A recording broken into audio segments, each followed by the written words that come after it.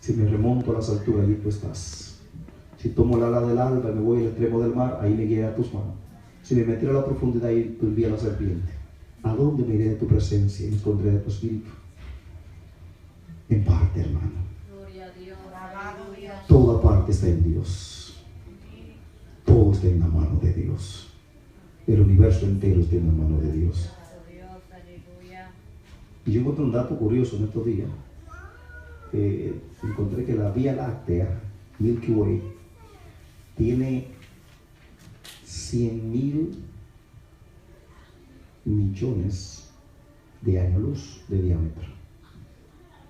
Y un año luz equivale a 5.88 trillones de millas. Lo que es lo mismo, 9.46 trillones de kilómetros. Quítaselo con trillón. ¿Usted sabe que el millón, después del millón, qué viene? No viene el billón, ¿no? Después del millón viene la unidad de mil de millón. Usted no viene a decir 1.000 millones, 500.000 millones, son la unidad de mil de millón. Después de la unidad de mil de millón, unidad de mil de millón, decenas de mil de millón, centenas de mil de millón, entonces viene el billón. Luego del billón viene unidad de mil de billón, decenas de mil de billón, centenas de mil de billón. Luego viene el trillón. O sea que el diámetro de la Vía Láctea es igual, si lo vamos en kilómetros, a 946.000 trillones de kilómetros. Yo no sé contar hasta allá. Eso es el diámetro de la Vía Láctea, de punta a punta. Y la Vía Láctea es una de las galaxias más pequeñas que existe en el universo. En el universo hay miles de galaxias. La más grande conocida hasta ahora se llama Andrómeda. Cuando usted piensa en el universo es inmenso. Sin embargo, Dios tiene el universo en la palma de su mano. En la palma de su mano. En otras palabras, Él la controla. Él la controla. Él la controla. Y Él tiene control sobre ella entera. ¿A dónde me esconderé de Dios? Aún en los agujeros negros me meto ahí, Dios. Hijo, ¿qué haces aquí? Su voz va a retumbar. Hijo, hija, ¿qué haces aquí? El hombre se ha tomado la tarea últimamente de investigar el espacio. Y hay viajes espaciales a la luna, de turismo. Y hay que está haciendo turismo a la luna. ¿Dónde me iré de la presencia de Dios? Alabado sea su nombre. Dios nos creó para que seamos adoptados como hijos suyos por medio de Jesucristo. El tercer objetivo, y es el final, está en el versículo 11. Y alguien me busca 1 de Pedro 1, del 3 al 4. Efesios 1, 11, 1 de Pedro 1, del 3 al 4. Es el objetivo final de la predestinación. ¿Quién se anima a leer? Micrófono por acá. Micrófono abierto.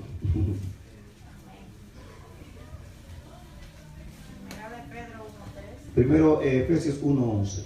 Bueno, lea eso también. Amén. Bendito el Dios y Padre de nuestro Señor Jesucristo, que según su grande misericordia nos hizo renacer para una esperanza viva, por la resurrección de Jesucristo de los muertos, para una herencia incorruptible, incontaminada e inaccesible, reservada en los cielos para vosotros. ¿Cuál es vamos a leer Efesios 1:11 y ahí vamos a ver el objetivo final por el cual Dios nos ha predestinado. El objetivo final. Efesios 1:11. En él, asimismo, tuvimos herencia, habiendo sido predestinados conforme al propósito del que hace todas las cosas según el designio de su voluntad. Ahí está. El objetivo final es para recibir una herencia. tenemos herencia. Aquí en la tierra a veces no tenemos de nada, lo que tenemos más deuda que otra cosa. A veces cuando yo veo gente casándose que dice, te hago dueño de todo mi... Yo digo, bien, no, mis deudas. Te hago partícipe de todas mis deudas. La semana pasada había una boda y cuando dijeron ese momento yo no me di en la cabeza. Te hago partícipe de todas mis deudas. Aquí no tenemos herencia. Aquí estamos trabajando día a día. Trabajar en la mañana para comer en la tarde, ¿sí o sí? Eso es lo que hay. Y gloria a Dios. Porque no nos prometió que íbamos a estar con sustento y abrigo, alabamos a Dios. Dijo David, viejo, joven fui, he envejecido, pero no he visto justo desamparado, ni su descendencia que mendigue pan. Siquiera una Dios no va a permitir ver al día. Alabado sea su nombre. Pero aquí nos hablan de una herencia. Y Pedro dice, da cualidad de esa herencia. ¿Cómo dice Pedro que era esa herencia? Fuimos renacidos para una herencia. Y de acuerdo a lo que Pedro dice, le damos algunos calificativos a esa herencia. Dice que es incorruptible, o sea que no se corrompe, no se pudre. Allá no se pudre. Aquí hay veces cosas que la guardamos y aún en la nevera encontramos está dañada. ¿Qué más dice Pedro de esa herencia? Incontaminada. Incontaminada, no necesita contaminación. Pero ¿qué más dice él? Inmarcesible. ¿Qué es inmarcesible? Que no se marchita. Que no se marchita. Siempre mantiene su vector. Usted corta una flor en la mañana, bonita flor, la pone en agua, le pone hasta la medicinita que le dan, la comidita que le dan, y puede durar unos días, pero después se cayó la flor. Se marchita. Pero nuestra herencia no se marchita, hermano. Gloria a Dios. Objetivo final de nuestra predestinación divina es para heredar una herencia. Esta que nunca tuve aquí en esta tierra. Yo tengo una herencia. Yo tengo una herencia que los millones de este mundo no la compran, que fue por gracia la he recibido. Alabado sea el nombre del Señor. La herencia que nos habla aquí, esta también lo que presenta Pedro en ese versículo. Finalmente en ese versículo 5 hay otras dos palabras que nosotros nos queda analizarla.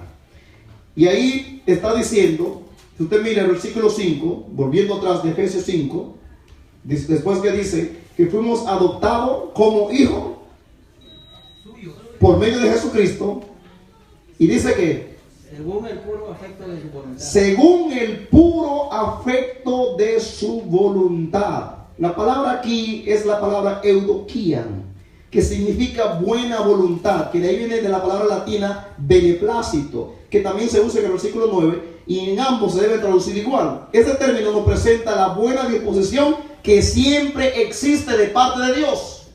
Fíjense, la predestinación es el deseo de Dios. Esas cosas están en el modo subjuntivo del verbo. Y cuando yo hablo de un verbo en modo subjuntivo, no es lo que tiene que ser, es lo que yo deseo que sea. Y lo que la gente no ha entendido cuando habla de la predestinación, dice, no, Dios nos predestinó para eso. No, pero este versículo está diciendo que es el deseo de Dios. El deseo de Dios es que usted reciba esas tres partes de la predestinación. Número 1, sea adoptado hijo de Dios. Número 2, reciba la herencia.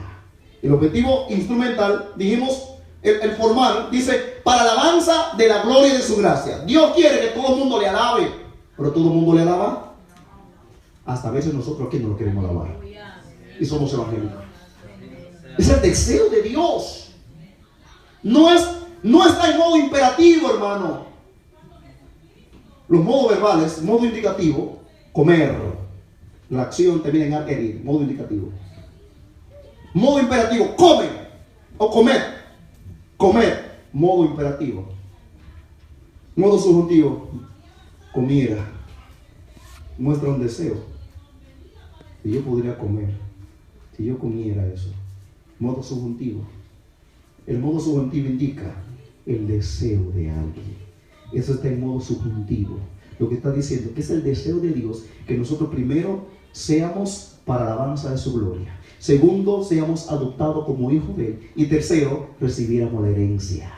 Es el deseo de Dios. Esa palabra ahí, eudoquía, significa buena voluntad, del latín beneplácito, que lo que ahí se traduce, que es la buena disposición que siempre existe en Dios. Ahí hay otro vocablo que es telematos, que va seguido de buena voluntad. Vamos al versículo otra vez, porque yo quiero que quedemos claros en eso aquí. Y cualquier pregunta, por favor, háganla. Vamos al versículo 5. Leámoslo otra vez.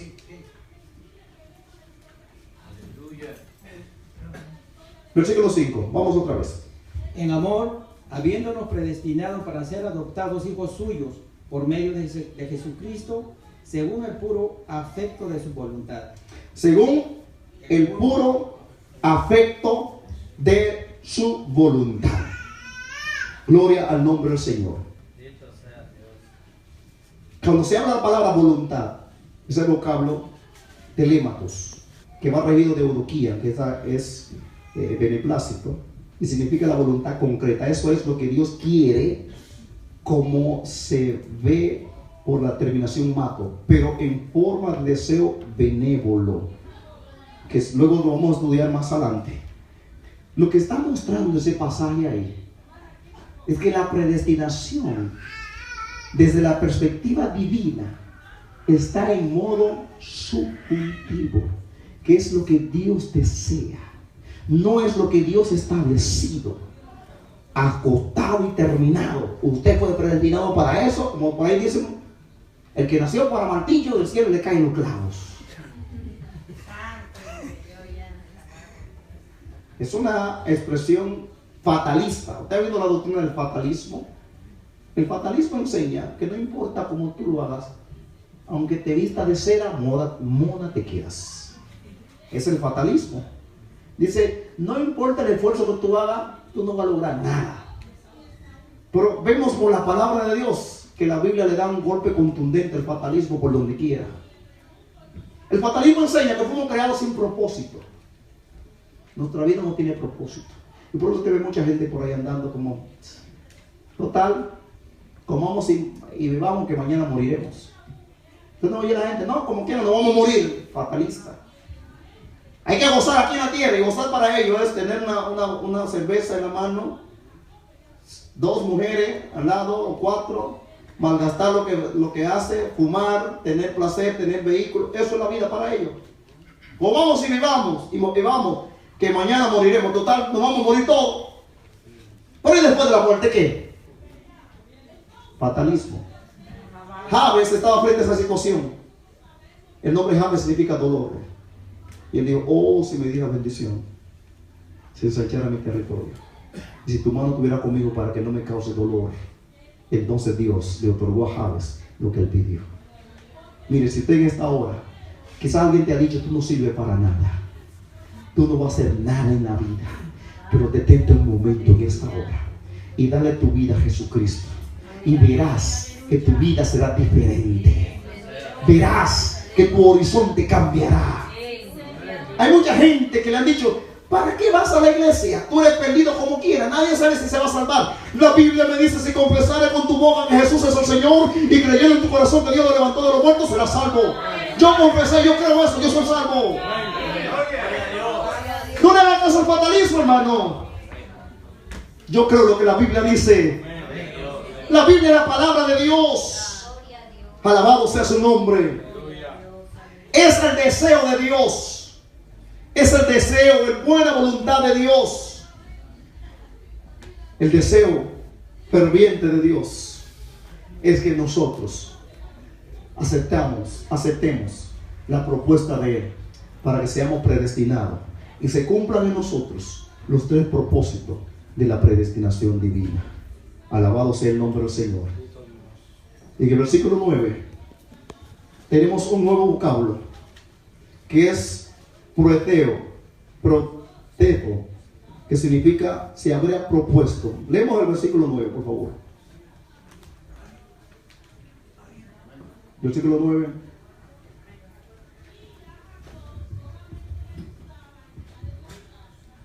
Dándonos a conocer el misterio de su voluntad, según su beneplácito, el cual había propuesto en sí mismo. Otro vocablo interesante ahí. Se había propuesto. Recuerden que estamos viendo los vocablos que la Biblia utiliza para hablar de los planes eternos de Dios.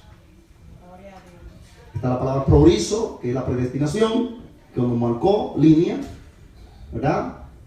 Está hablando de ahora aquí se había propuesto, que es la palabra proetero, que de ahí viene la palabra prótesis. La estaba compuesto de pro, que significa ya antes de, y titemi, o titemi, que significa fijar. Y aquí viene el término castellano prótesis, que ustedes saben lo que es una prótesis. Es la fijación de dientes y muelas postizos, así como de ojos, dedos, brazos, piernas, etcétera, artificiales, para sustituir los naturales que se perdieron o se echaron a perder. Dios se había propuesto fijarnos, colocarnos. Es el deseo intenso de Dios de colocarlo en esta posición. No despreciemos esta buena voluntad de Dios, ese beneplácito de Dios. Todo eso sabia gracia, hermano. Recuerde que la carta a los Efesios está hablando de la posición de la iglesia. Es un tratado de eclesiología que muestra cuál es la posición de los creyentes, los que hemos aceptado a Cristo. La predestinación aquí está hablando con creyentes, no está hablando con inconversos, porque para los inconversos es otro tema. Es el tema de la evangelización, y es donde la gente se confunde con eso. Aquí está hablando de creyentes ya. Pablo está hablando con creyentes y está diciendo: ¿cuál es tu posición? De repente usted se va a formar parte de mi casa. Yo le voy a decir cuál es una posición que le corresponde allá, sus deberes, sus derechos. Pero yo no puedo reír sobre otra familia. Yo voy a reír con mi familia. Nosotros hemos venido a la familia de Dios. Ahora Dios nos está leyendo nuestros deberes y derechos. Está hablando con la iglesia, no está hablando con el inconverso. Por ende, no podemos ir con ese mensaje al inconverso y decirle: usted no está predestinado. Con el inconverso vamos con el mensaje de la evangelización. Si oyere hoy su voz, no endurezcáis su corazón. Con el inconverso diremos: ¿quién ha creído nuestro anuncio? Con el inconverso diremos: porque de tal manera amó Dios al mundo que le ha dado su Hijo unigénito, para que todo aquel que en él cree no se pierda, mas tenga vida eterna. Pero después que es cristiano, entonces le decimos: ¿cuál es nuestra posición como cristiano? Y es donde muchos se han perdido con la predestinación y dicen: no, somos nada más aquí los que vamos a ser salvos. Este mensaje es para la iglesia, que el inconverso es otro. Con el inconverso vamos a hablar de otra cosa. Vamos a hablarle del plan de salvación. Que si ese que está allá afuera, mire, todavía, hermano, inclusive aún lo que nosotros conocemos como blasfemia del Espíritu Santo, hay que revisar el concepto que tenemos de eso. Porque yo le pregunto a usted: ¿cuántos dentro de nosotros quizás aquí están que son creyentes y tienen la seguridad de la salvación, no blasfemaron del Espíritu Santo? ¿Qué es blasfemar? Es atribuirle la obra de Dios al diablo. ¿Cuántas veces usted pasó cerca de la iglesia y dijo: mire, esto está montado con demonios? ¿Cuántas veces usted lo hizo? Pero usted se convirtió, el Señor no lo perdonó. Usted está perdonado, hermano, acaba de decir que lo hacía. Pero él se convirtió y él siente la salvación, él es salvo. Aún ese concepto hay que revisarlo, porque hay que ubicarse en el contexto. ¿A quién Jesús le dijo eso? Una gente blasfemo es aquel que rechaza totalmente la obra convencedora del Espíritu Santo. Y si usted rechaza la obra del Espíritu Santo, ¿quién lo va a convencer a usted? ¿Qué Jesús dijo del Espíritu Santo? Que Él nos convencería de pecado, de justicia y de juicio. Y si yo le digo al Espíritu Santo: no me convence, a mí no me interesa eso, ¿voy a ser salvo? Pero si yo abro mi corazón a Cristo, no importa que yo dije que la gente estaba montada de demonio cuando era el Espíritu Santo, si abrí mi corazón a Cristo, el Señor perdona los pecados, hermano. Porque a veces ahí blasfemó. Sencillamente el hecho de usted tener miedo que va a blasfemar no se muestra que no lo ha blasfemado, porque el que blasfema no tiene miedo a nada de eso. Rechaza totalmente la voluntad de Dios. Dios nos ha fijado, una prótesis Dios hizo con nosotros, hermano. Nos colocó en lugares que no nos correspondía. Alabado Alabado sea su nombre. Se había propuesto. Eso está en el aoristo indicativo. Recuerden que los aoristos en griego, los maestros que enseñan griego dicen que el aoristo significa rige igual como el participio. Lo que dice había propuesto. Dios se había propuesto. Eso implica en el pasado lejano, cuando Dios diseñó. Mira, hermano, Dios no tiene plan B. Dios tiene un solo plan, nunca le falla. Siempre funciona el plan de Dios. Yo necesito plan A, B, C, D y hasta todas las letras del alfabeto, pero Dios solo tiene un plan. La voluntad de Dios es perfecta, es buena. A Dios nadie lo toma de imprevisto. Dios todo lo tiene fríamente calculado. Y desde antes de la fundación del mundo, Él se había propuesto fijarnos, hacer una prótesis, ubicarnos. Alabado sea su nombre. Fijarnos. Gloria a su nombre. Y termina el versículo 11 diciendo, ¿cómo dice el 11? Gloria a Dios, aleluya. Bendito Dios. Versículo 11. En quien también fuimos hechos herederos, habiendo sido predestinados conforme al propósito del que hace todas las cosas según el designio de su voluntad. Mire, otra vez se repite el término predestinar, que proorizo, nos fijó.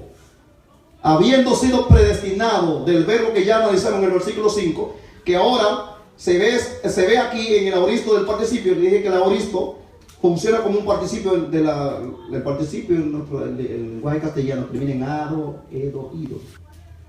Voz pasiva. La voz pasiva es cuando la acción cae sobre la persona que ejecuta. Voz activa, Pedro toca el piano. Voz pasiva, el piano es tocado por Pedro. Ahí no me llama la atención quién está tocando, sino la acción. Yo menciono la acción primero. En inglés se usa la acción usando el by Peter. Esa es la forma pasiva. La forma activa, Peter play the piano.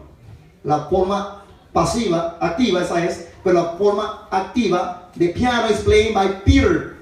Estamos viendo voz activa, voz pasiva. Entonces, ahí me llama la atención ¿quién? La acción primero. Y aquí, cuando usa ahí ese aoristo pasado, me está diciendo en voz pasiva que quien ejecuta la acción, habiendo sido predestinado, ¿quién? Nosotros. ¿Por quién? Por Dios. Por Dios hemos sido predestinados. Y usa la última palabra ahí, que utiliza ahí el último versículo, en el versículo 9, que habla de la fijación, la prótesis, que ya lo analizamos en el 9. En el versículo 11 hay un último término. El último término que usa el versículo 11, ¿cuál es? El designio de su voluntad. Ajá. Por el designio de su voluntad.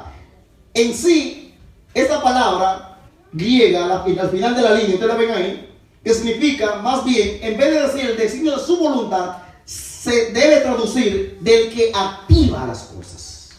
O sea, esta obra de la predestinación, quien activa eso es Dios que activa eso.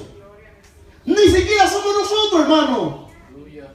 Es Dios que produce en nosotros el querer como el hacer. Él es el que activa eso. ¿Y qué Él utiliza para activarlo? Su palabra y el Espíritu Santo. Pero nosotros o rechazamos o aceptamos. Por eso la gracia de Dios no es irresistible, como Calvino quiso decir, ni los seguidores de él. La gracia de Dios es resistible, la gente la resiste. Porque si fuera irresistible, todos estuvieran aquí sirviendo. Pero Dios activa. Dios produce el querer como el hacer, pero yo me reniego a aceptar la voluntad de Dios. ¿Cuántas veces aquí llega la palabra de Dios y muchos de nosotros decimos no me interesa? Y la rechazamos. Amados, todo lo que Efesios está presentando aquí, resumo diciéndoles que en el Nuevo Testamento el término activar se pone la puerta del sujeto que le capacita para obrar con eficacia. El tercer vocablo nuevo específico de los decretos de Dios está hablando de designio. Que esta palabra Hay otra palabra que utilizan para referirse a eso, que es del término griego bulen, que su significado significa el querer eficaz de Dios.